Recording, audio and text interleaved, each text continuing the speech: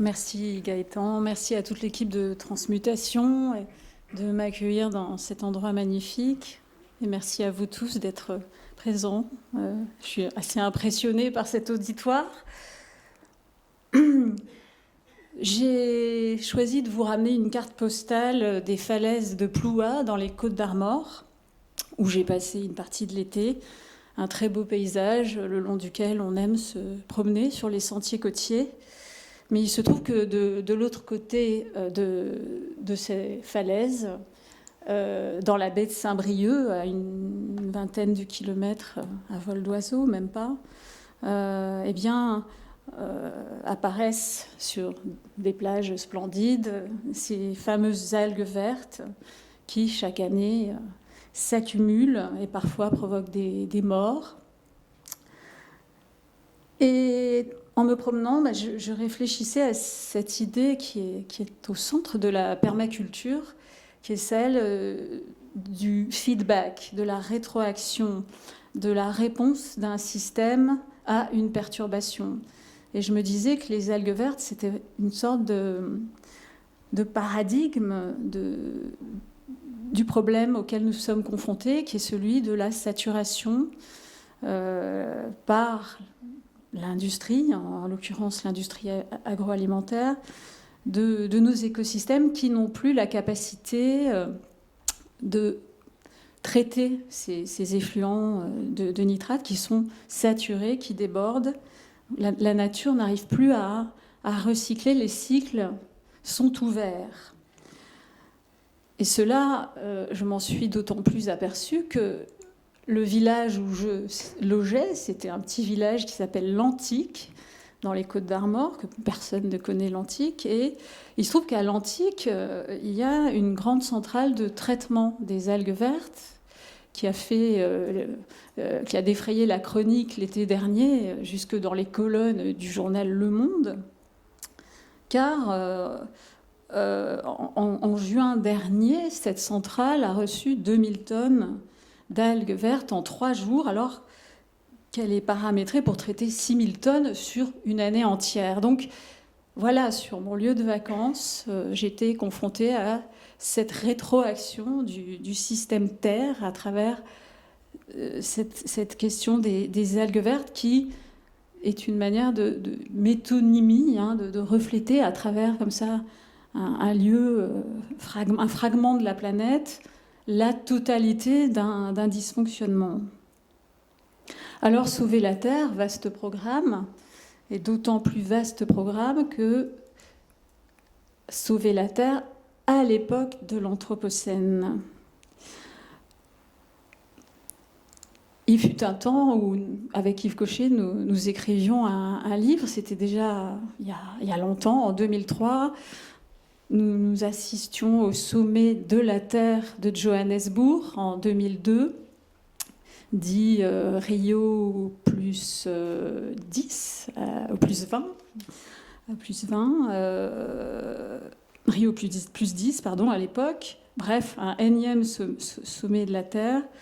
Et dans ce livre, nous décrivions et nous inquiétions finalement de la contradiction au centre de ces négociations environnementales qui était d'imaginer que le système industriel allait pouvoir sauver la Terre. C'était un peu comme ça que l'agenda du développement durable se posait à l'époque. Plus d'échanges mondiaux, plus de libéralisation, plus de croissance allaient permettre de sauver la Terre par le verdissement des multinationales. À ce moment-là, nous n'avions pas conscience de la dimension de l'Anthropocène.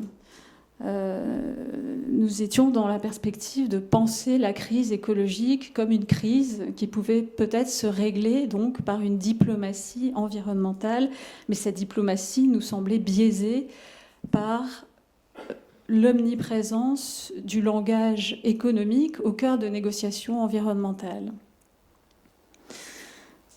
Et puis, il y a eu cette découverte de l'Anthropocène qui, pour moi, a été renversante, qui m'a bouleversée et qui a coïncidé aussi avec un moment de ma vie où j'assistais à une énième négociation climatique à Copenhague en 2009. Et cette négociation a été un échec important, vous vous en souvenez peut-être, à Copenhague en 2009.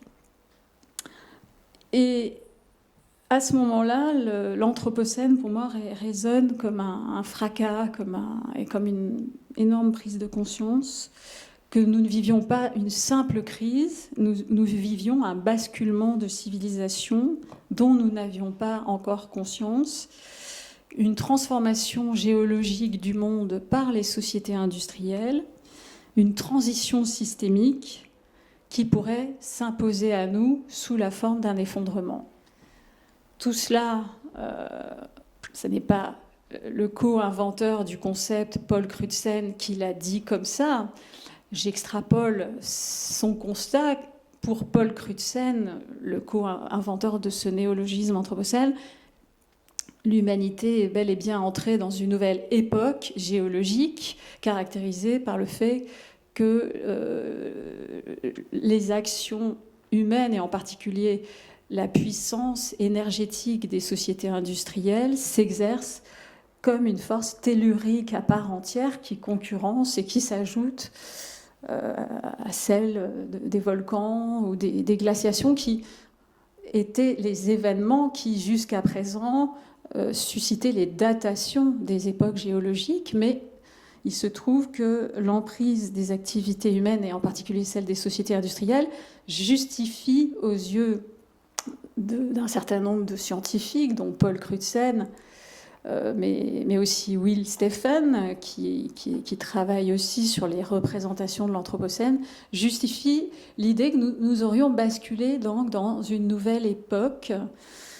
caractérisée par un ensemble de phénomènes d'emballement, par un ensemble d'exponentiels qui sont très bien retracés par ces 12 courbes, ces diagrammes qui définissent l'état du système Terre, avec un phénomène d'accélération des émissions des 3 principaux gaz à effet de serre sur la première ligne, et toutes sortes de marqueurs comme l'ozone stratosphérique, la dégradation des stocks halieutiques, le développement exponentiel de l'aquaculture, la dégradation de la biodiversité. Ces 12 marqueurs, en quelque sorte, sont assez frappants parce qu'ils donnent à voir qu'il se passe quelque chose de différent. Voilà. Et il s'agit de ce que Will Steffen, un climatologue australien, décrit comme une grande accélération. Et cette grande accélération, elle est à double face. À la fois, elle est représentée par ces indicateurs du système Terre dont les cycles sont perturbés, surtout depuis 1945 et l'entrée en mondialisation.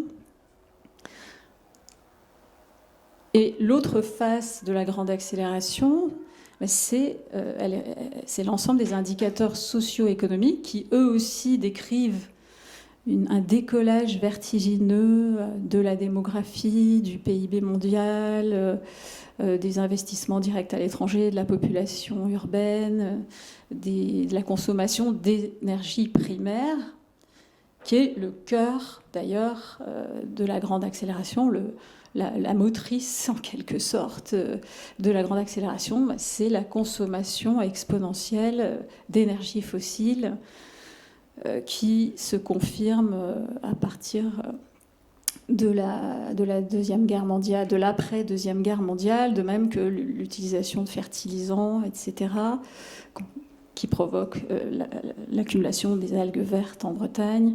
Tout est lié en réalité, et grâce à ces 2 fois 12 graphes, eh bien, on prend conscience que non seulement on n'est pas confronté à une crise environnementale, mais à un élément de grande accélération, de transformation accélérée de notre planète, et que deuxièmement, c'est notre modèle économique qui est à l'origine de cette grande accélération et qui finalement nous menace aujourd'hui, sous la forme d'un ensemble de feedbacks, donc de rétroaction. Et pour moi, cette notion de rétroaction, je vais tenter de la mettre au cœur du fil directeur de mon exposé, parce qu'elle me semble fondamentale. Et j'y reviendrai. Et le problème aussi de cette accélération, c'est qu'elle nous fait vivre dans une temporalité du présentisme. On est actionné par l'injonction à produire, l'injonction à consommer. Et on a un peu les yeux le nez dans le guidon, quoi. On a un peu des œillères. Et l'intérêt de l'Anthropocène, c'est de nous faire basculer dans une autre perspective.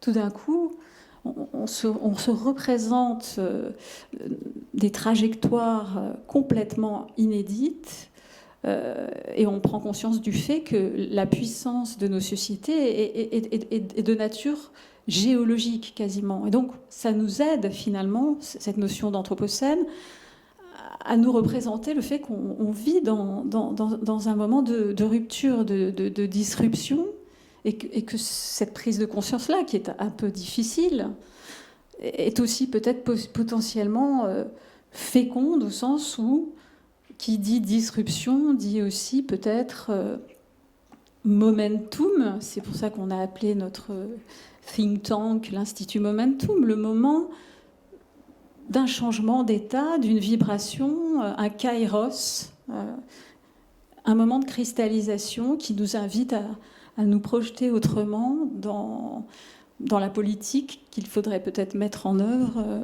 pour être à la hauteur des enjeux, mais j'y reviendrai aussi. Toujours est-il que le troisième aspect de l'Anthropocène, c'est sa dimension strictement géologique. Cet article paru dans Science, qui est assez célèbre, et qui est co-signé par les membres du groupe de travail sur l'Anthropocène, qui est relié à la conférence internationale de géologie, laquelle conférence internationale est chargée de s'accorder sur les appellations des époques de la Terre. Officiellement, notre époque s'appelle l'Holocène, H-O-L-O-C-E-N-E, mais pour ces membres du Anthropocene Working Group, qui est dirigé par Jan Zalasiewicz, eh bien, la datation de l'Anthropocène ne fait plus débat si elle est considérée d'un point de vue stratigraphique, c'est-à-dire du point de vue de signaux qui s'accumulent dans les sédiments de la Terre.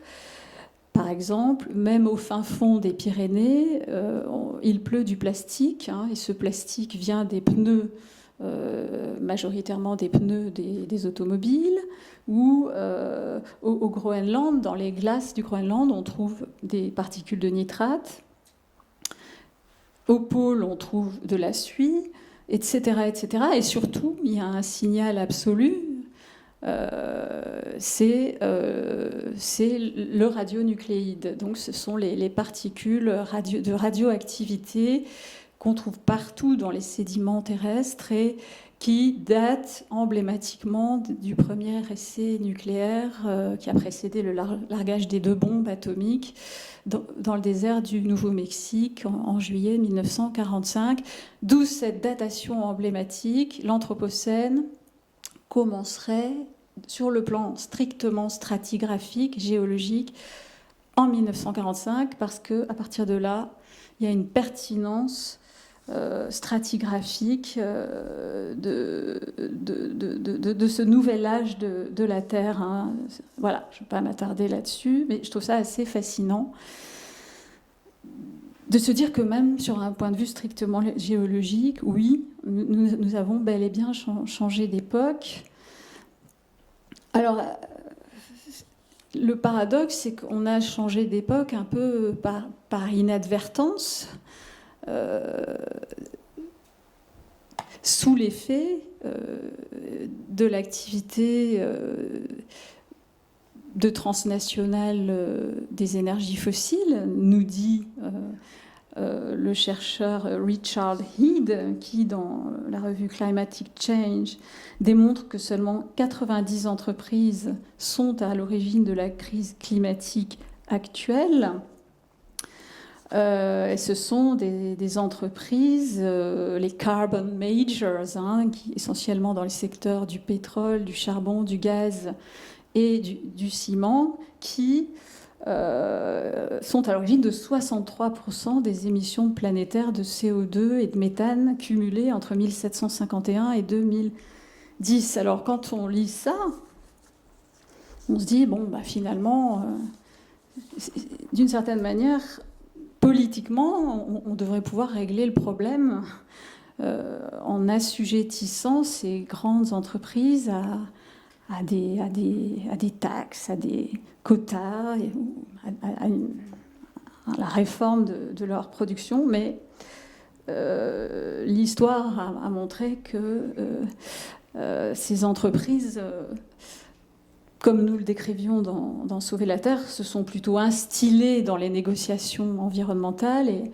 en ont modifié l'agenda, qui fait que le protocole de Kyoto a abandonné l'idée d'une taxe mondiale sur le carbone au profit d'un marché carbone dont on voit qu'il ne fonctionne pas, par exemple, dans le cadre européen. Bref. C'est pas mon sujet. Mon sujet, c'est plutôt de réfléchir avec vous donc, sur cette espèce de disproportion entre ces 90 dirigeants qui pourraient rentrer dans un Greyhound. C'est pour ça que Richard Head parle de la métaphore d'un Greyhound de l'Anthropocène. Et le fait d'une énormité qui est le fait que nous entrons dans une terra incognita modifiée par les activités humaines et essentiellement donc par cette matrice de l'industrialisme fondée sur une gabegie de consommation d'énergie fossile. Et voilà le retour qui est en train de nous revenir à la figure. Donc ce feedback, c'est que nous sommes entrés dans l'Anthropocène et que nous ne sommes pas en crise. Nous ne reviendrons plus jamais à une situation normale, entre guillemets. Nous sommes en train d'entrer dans un changement d'état caractérisé par la multiplicité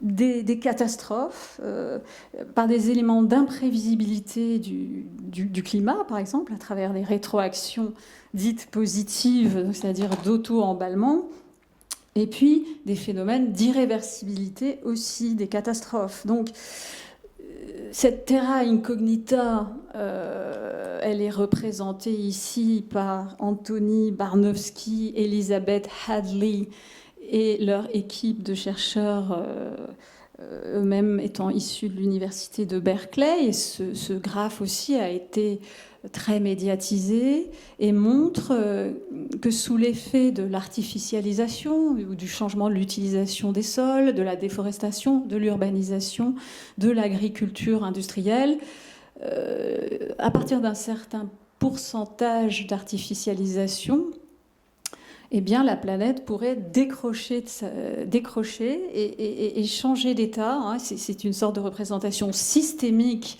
de ce que pourrait être la forme d'un effondrement. Un effondrement, ça n'est rien d'autre qu'un changement systémique d'état. Il y a plusieurs définitions de l'effondrement, ou d'une forme de simplification forcée d'une société devenue trop complexe et qui n'arrive plus à alimenter son niveau de complexité. Ça, c'est une définition, mais voici une représentation aussi du décrochage, par changement d'état, transition de phase de l'effondrement vu d'un point de vue systémique.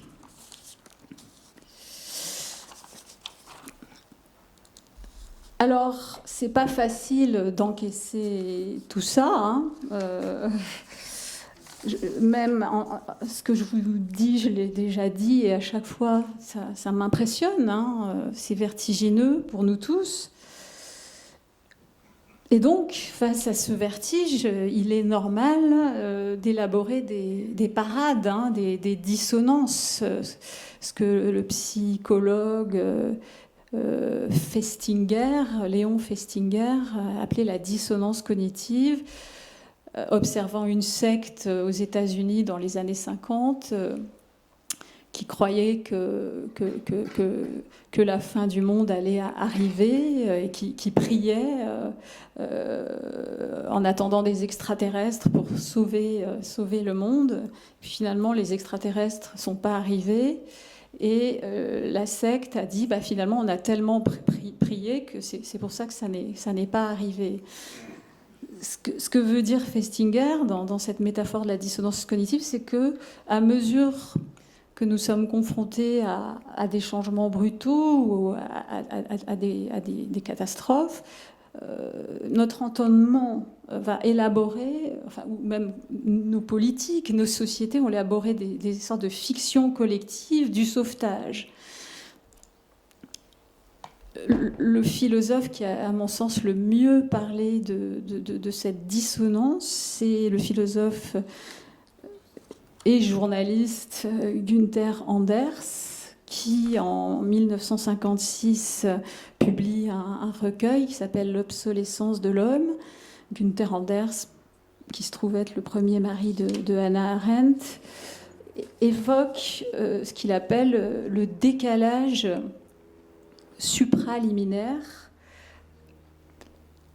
entre notre capacité de compréhension et le volume d'objets produits. Les produits fabriqués par nous et le volume de ce que nous pouvons produire, qu'on a vu dans les courbes de la grande accélération, le nombre de téléphones mobiles, le nombre de barrages, le nombre de voitures, le nombre de sites d'aquaculture, le nombre de bateaux de pêche, etc.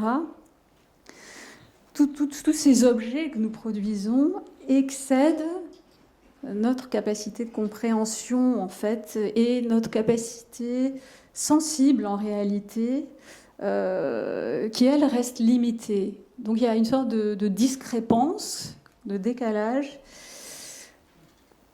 qui fait que, voilà, à l'époque, il étudie la bombe atomique, lui, parce qu'il est de la génération qui sort de la Deuxième Guerre mondiale et qui est marquée par les bombes atomiques Hiroshima, Nagasaki. Et il essaye de s'interroger sur l'entendement à l'heure de la bombe atomique et des sociétés industrielles, sur l'âme à l'époque de la deuxième révolution industrielle. Bref, l'âme, voilà, notre âme dans tout ça. Ça, je trouve ça très, très beau. Cet essai est magnifique parce qu'il nous questionne sur le sensible, l'émotionnel, l'entendement par rapport à ces sociétés hyper productives capables de s'autodétruire par la bombe atomique et aujourd'hui par les phénomènes résumés sous le vocable anthropocène. Et supraliminaire, c'est ça, c'est ce qui dépasse la capacité de perception. Alors, à l'image de la fiction du moment, pour moi, la voiture électrique est la métaphore de la dissonance cognitive du moment.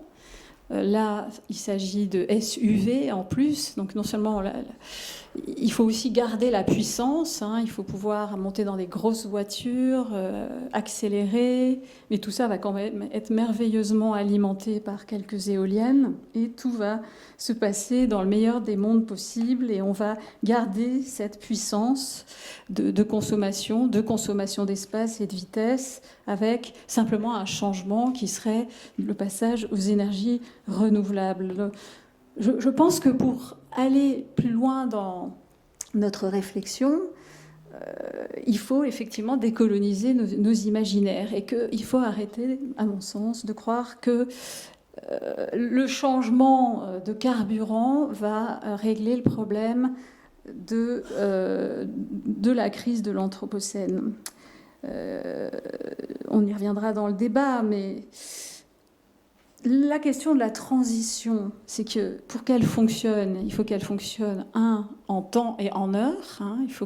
Parce qu'on n'a plus beaucoup de temps.